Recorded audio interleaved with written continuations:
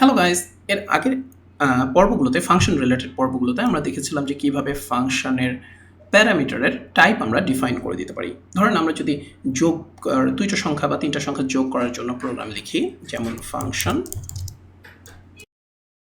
মনে করেন আমরা দিলাম হচ্ছে সাম, ধরেন এখানে আসলো এক্স ওয়াই জেড, ঠিক আছে। আর আমরা রিটার্ন কি করব? আমরা রিটার্ন করব হচ্ছে রিটার্ন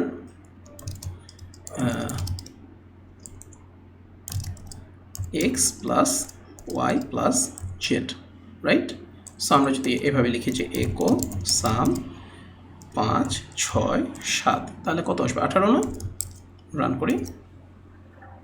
ইউজ অফ আনডিফাইন্ড, ও আচ্ছা, এখানে ডলার সাইনটা বসেনি। হ্যাঁ, রান করি, দেখেন 18, ফাইন।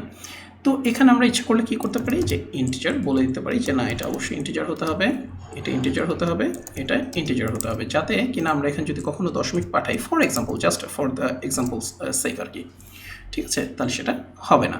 আমরা যদি এখানে মনে করেন এরকমভাবে পাঠাই এ, তাহলে এখানে আমরা একটা ফ্যাটাল এরর পাবো। কিন্তু এটা যদি আমরা না বলে দিতাম তাহলে কিন্তু আমরা ওয়ার্নিং পেতাম, ঠিক আছে, আমরা ফ্যাটাল এরর পেতাম না, যদি আমাদের ফ্যাটাল এরর পাওয়া উচিত, কারণ এটা তো নাম্বার না। সো এনিওয়ে, এটা এই যে আমরা টাইপ ডিক্লেয়ার করতে পারি, এটা আমরা জানি, যে অলরেডি জেনেছি যে এটা PHP 7-এর ফিচার। তো এখানে আমরা আরেকটা ইন্টারেস্টিং কাজ করতে পারি, সেটা হচ্ছে ফাংশনের রিটার্ন টাইপটাও আমরা বলে দিতে পারি, যে ফাংশন কী ধরনের রিটার্ন ভ্যালু দিবে, ঠিক আছে।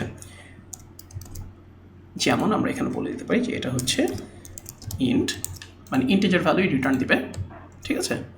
ব্যাস, ধরেন আমরা যদি এখানে কোনো কারণে মানে মনে করেন আমরা অন্য কাজের জন্য ফাংশন লিখছি, কোনো কারণে আমাদের ইন্টিজার রিটার্ন দেওয়া দরকার ছিল, আমরা ভুলে স্ট্রিং রিটার্ন দিয়ে দিয়েছি, তাহলে কিন্তু আমরা ফ্যাটাল এরর পাবো। সো আপনার কোড যেন এরর প্রুফ থাকে, অর্থাৎ আপনার কোডে যেন এরর না পেতে হয়, এগুলোর জন্যই আসলে এইসব টাইপ ডিক্লারেশন বা টাইপ হিন্টিং, ঠিক আছে। আপনি যত এটা ইউজ করবেন তত আপনার ফাংশন দেখলেও অন্যরাও বুঝতে পারবে যে ও আচ্ছা, এই ফাংশনটা কিন্তু ইন্টিজার ভ্যালু রিটার্ন করবে, অথবা যারা আপনার ফাংশনটা যখন দেখবে তখনই বুঝবে আচ্ছা, ইন্টিজার ভ্যালু এতে পাস করতে হবে। ওকে, সো আপনি যে কোনো সময় যে কোনো ফাংশনে, এই যে ফাংশনের নামের শেষে, ফাংশনের যেখানে প্যারামিটার ডিক্লারেশন শেষ হলো তার শেষে আপনি কোলন দিয়ে টাইপ বলে দিতে পারবেন। ইন্টিজার হতে পারে, স্ট্রিং হতে পারে, ঠিক আছে, অ্যারে হতে পারে। আমরা অ্যারে নিয়ে এখন আলোচনা করিনি, আর অ্যারে নিয়ে আমরা আলোচনা করব। তো এই আর কি, ফ্লট হতে পারে। তাহলে আপনি বুঝতে পারছেন যে আর্গুমেন্ট যখন পাস করবে কেউ, যেহেতু প্যারামিটার বলা আছে ইন্টিজার, সো আর্গুমেন্টটাও অবশ্যই ইন্টিজার হতে হবে। Alright, okay guys.